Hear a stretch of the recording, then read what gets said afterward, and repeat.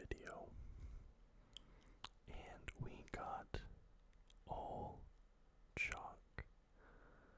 That's actually crazy. We got every single game, the favorite one. In the divisional round, we didn't get a single upset. Which I don't know, maybe that it feels like there's always at least one, right? But maybe it's not really that common.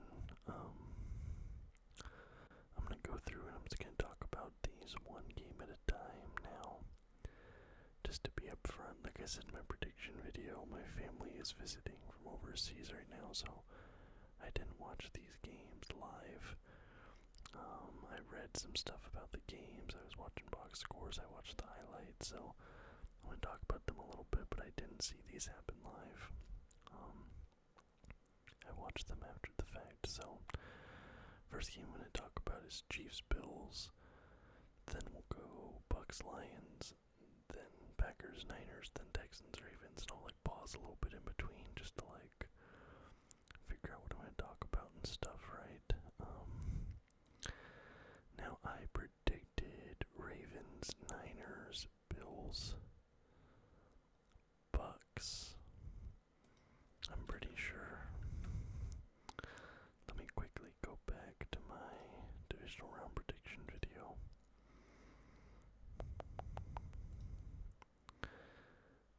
Yes, I did. I predicted Bucks, Niners, Ravens, Bills.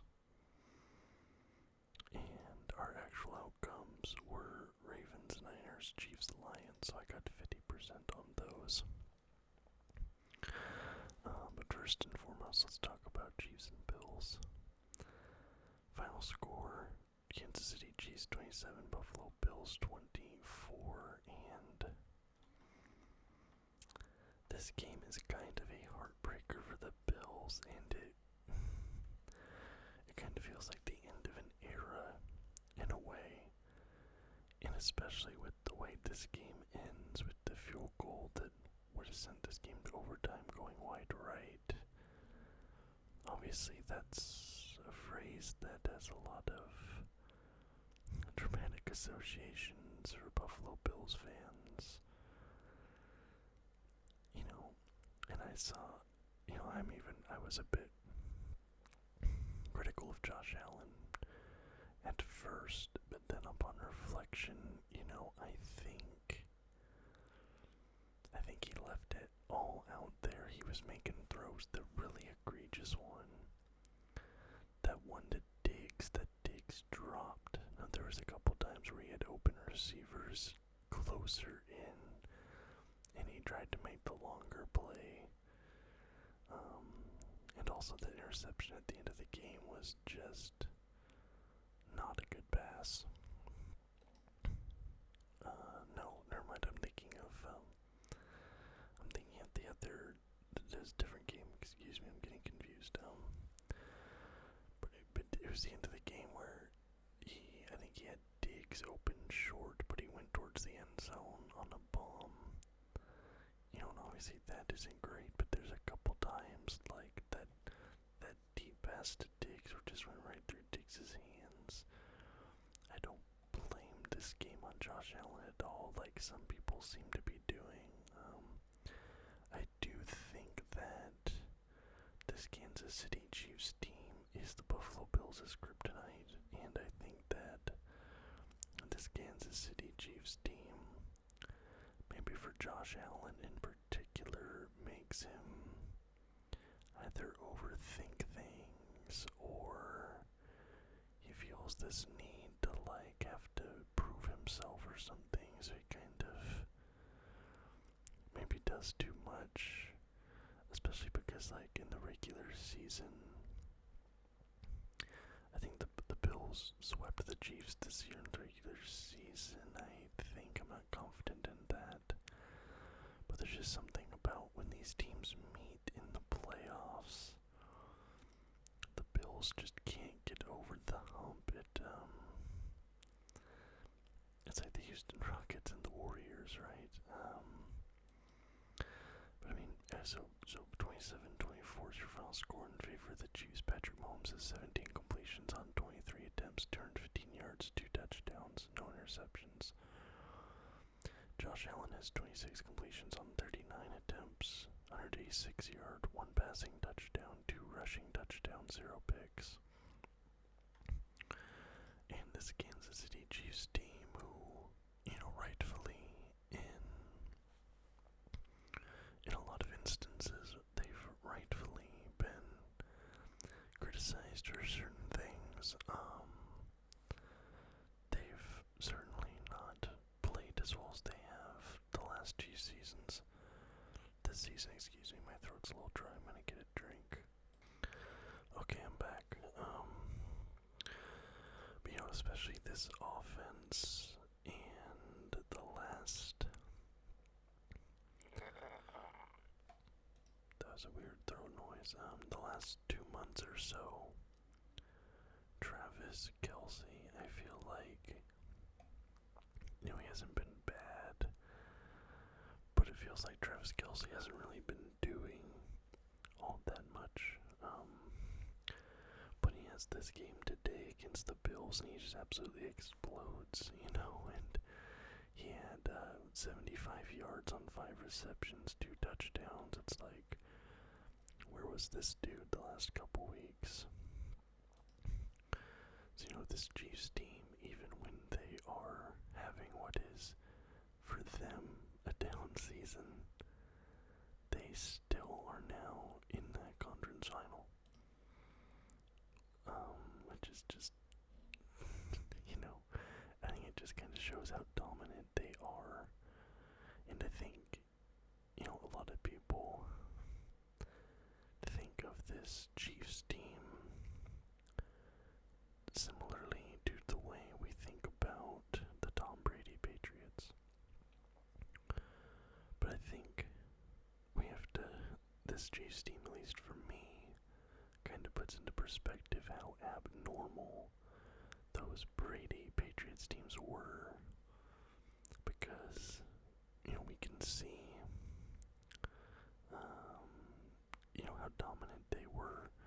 And even on years they were losing, like, they were cakewalking their division.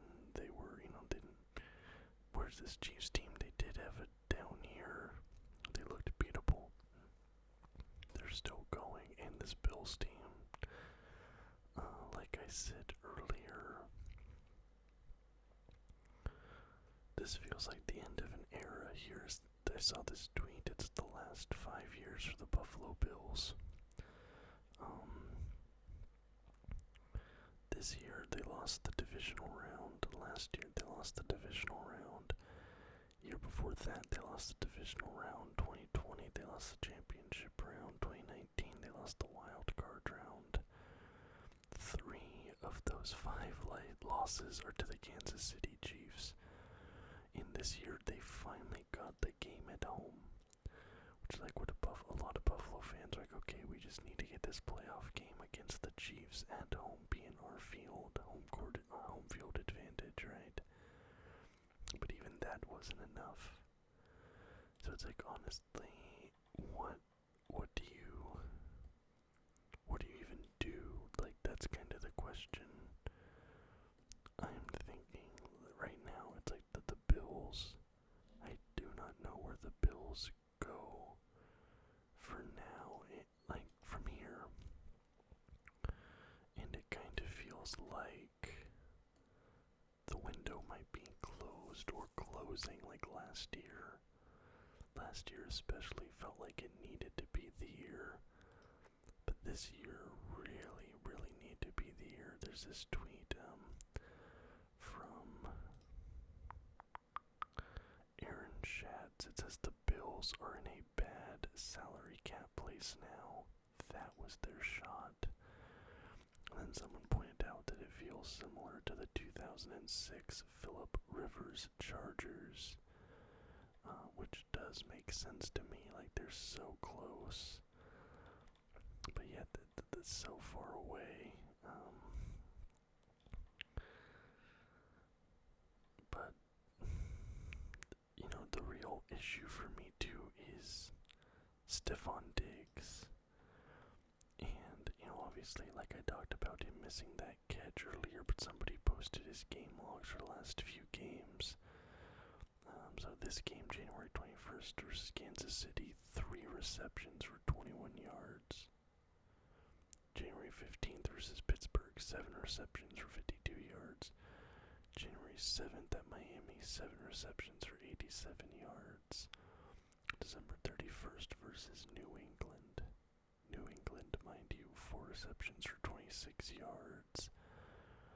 December 23rd at the Chargers, 5 receptions for 29 yards. There's 1, 2, 3, 4, 5, 6, 7, 8, 9, 10 games here. In those 10 games, the most yards he put up in a game was 87. And in those 10 games combined, he had 1 receiving touchdown. Over his last 10 games, Stephon Diggs has only got 1 touchdown.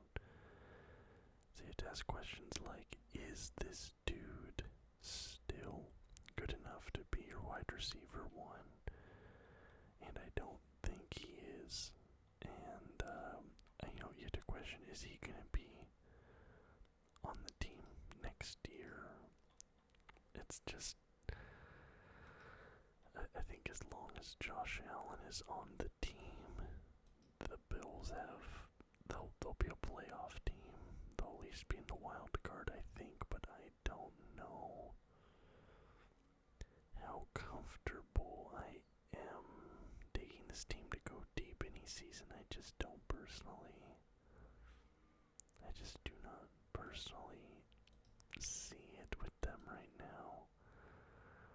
Because the Kansas City Chiefs were supposed to be, at this point, a declining dynasty. This was supposed to be kind of the final definitive nail in their coffin. If they lost this game, well, the dead just rose, and the torch never got passed to the Bills in the AFC. It never did. It skipped right past them, even though they seemed destined to be the torchbearers for at least a little while. Anyways, I'm gonna pause here, and then we're gonna talk about Bucks Lions. So Lions Buccaneers, like at this point, the Lions have to be absolutely buzzing.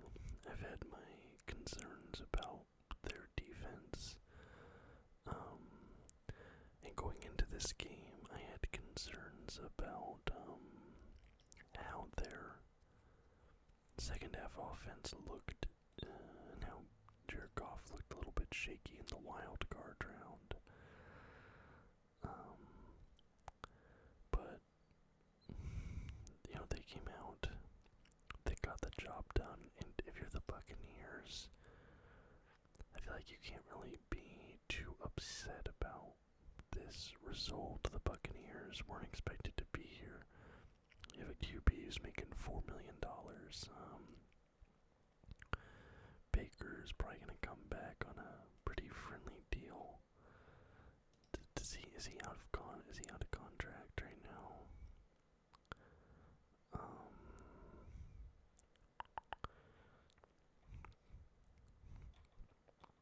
Just looking really quickly, I can't see it, but one way or the other, I feel like Baker Mayfield's going to be back in Tampa Bay. If he has to get a new contract, I don't think it's going to be breaking the bank. I think they'll probably pay him similar to like what Seattle's paying Geno Smith.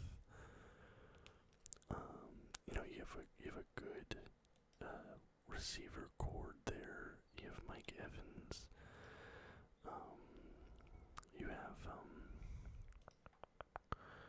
why can't I think of his name? I can't. What's his name? Buccaneers receivers. They're a little bit older now. Evans is at least a little bit older, right? Chris Godwin. Yeah, Chris Godwin. How old's Evans? Evans is 30. Godwin is 20. Okay, so Chris Godwin will be good for a good while still. Chris Evans, or Mike Evans, not Chris Evans. Maybe you bring him back on like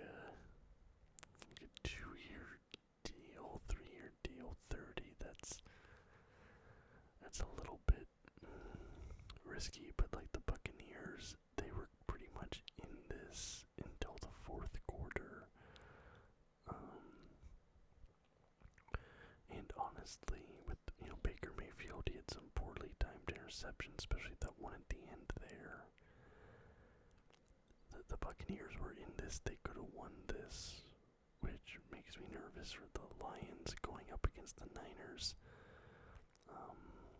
Because I felt like these two teams were fairly evenly matched in this game. The Lions end up winning by 8, 23-31 is your final score in favor of the Lions.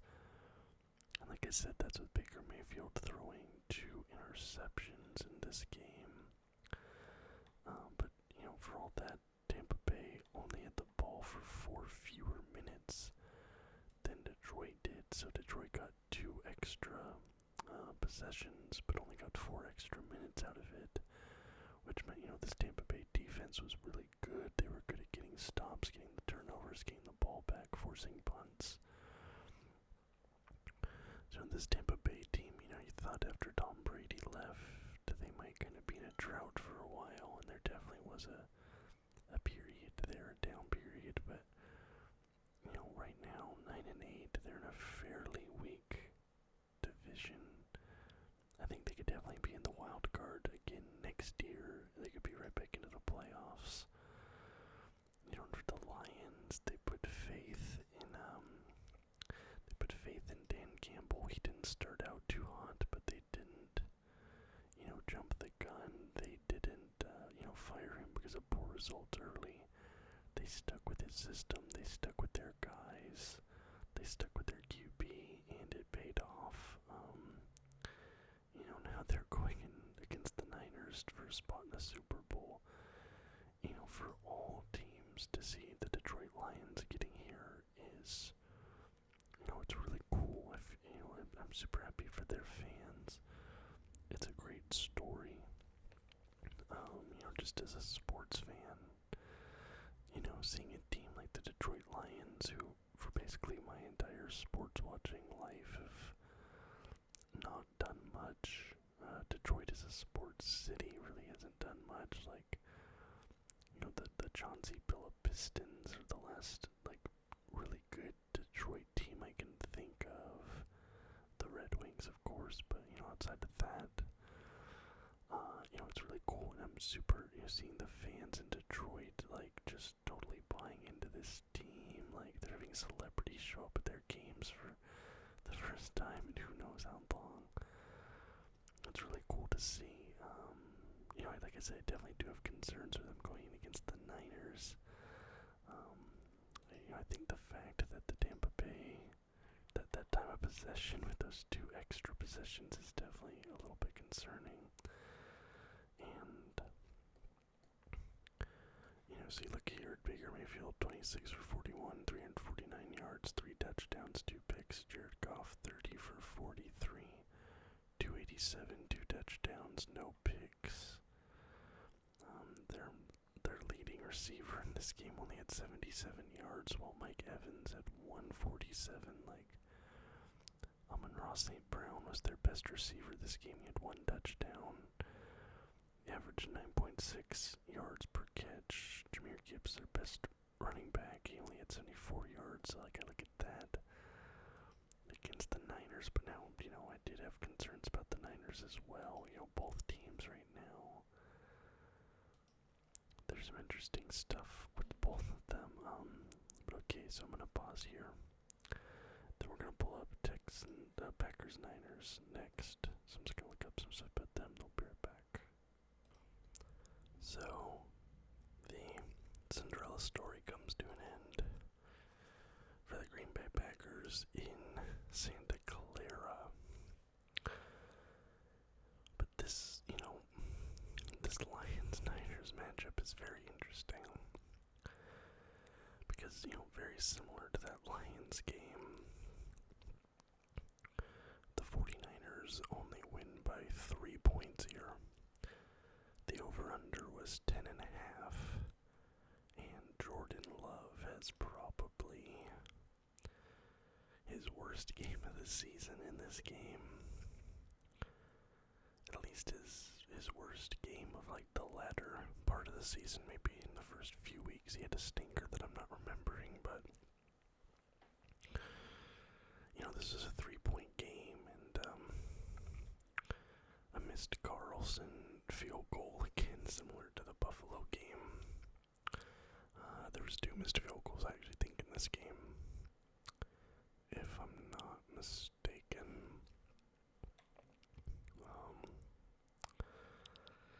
I don't know, maybe I'm forgetting something. I think there was 2 missed field goals. But even the Packers having as rough of a game as they had, Jordan Love having as rough of a game as he had, the Niners only win this by 3. Like I said, again, they were 10.5-point favorite. And again, the possessions, so Jordan Love threw 2 interceptions this game. But the Niners only had an extra 30-ish seconds with the ball. And to me, this game really shows the importance of Christian McCaffrey to this team. He was the difference maker here. He had 2 touchdowns. He had that one at the end of the 4th quarter, which obviously is your game-winning touchdown. 17 carries for 98 yards. 5.8 yards per carry, 2 touchdowns. Both these teams, the Lions and Niners, both these games were close, that they played against teams that, on paper, they shouldn't have been that close against, especially in the case of this Niners team. Especially with Jordan Love having this bad of a game, 21 for 34. 194 yards, 2 touchdowns, 2 picks. Brock Purdy, 23 for 39. 252 yards, 1 touchdown, no picks. For the Niners, they're taking care of business. This is kind of exactly where they were expected to be right now. They were coming into this season, they're one of the favorites for the Super Bowl. But for the Packers, kind of like with the Buccaneers, but, especially even more so, I would say. They're not upset about this loss. Would they have liked to have gone? Yeah, but I think they know they're going to be right back here next season because they're still a young team. I think they have tons of cap space. How much cap space do they have going into next year? They have, oh wow. Okay, so 2024, they only have like $7 grand in cap space. But 2025, they have $94 million. So they might be looking, 2024 is obviously, they're going to try there, but that 2025 season with all the cap space, that's probably what they have circled on their calendar as their data. They think they might be able to win it there. So for the Packers right now, they're not really worried about this loss. Jordan Love and this young team have shown them everything they hoped to see and more, honestly. Just and yet they're coming into the draft. They'll pick up some players in that draft, maybe make some trades or cut some guys to get off some money, to maybe make, to some marginal moves this offseason. But, the Niners are looking, they have one more road bump ahead of them, the Lions, before they head into the Super Bowl. Going into that matchup, I think, can go either way. Now, quickly, Texans, Ravens. I don't have too much to say about this game. Another Cinderella story that came to an end. The first half of this game was super close going into halftime. It was 10-10. But the second half was all Ravens. Houston gets shut out in the second half, and final score ends up being 34-10 in favor of the Baltimore Ravens. And I think in this case, the Texans' youth and inexperience just finally caught up to them. They ran into just a meat grinder, Lamar Jackson bad second half. He had 2 rushing touchdowns just in the second half. He had a passing touchdown in the second half. Lamar put on a clinic, almost a perfect QB rating in this game. It's not even really like CJ Stroud had a bad game, 19 for 33, 175, no touchdowns, no picks, but Lamar, 16 for 22, 152, 2 touchdowns, 0 interceptions. And then, the Texans and the Packers, I kind of have the exact same things to say. I think the Texans have more cap space coming into this offseason. Let me check. Oh, yeah.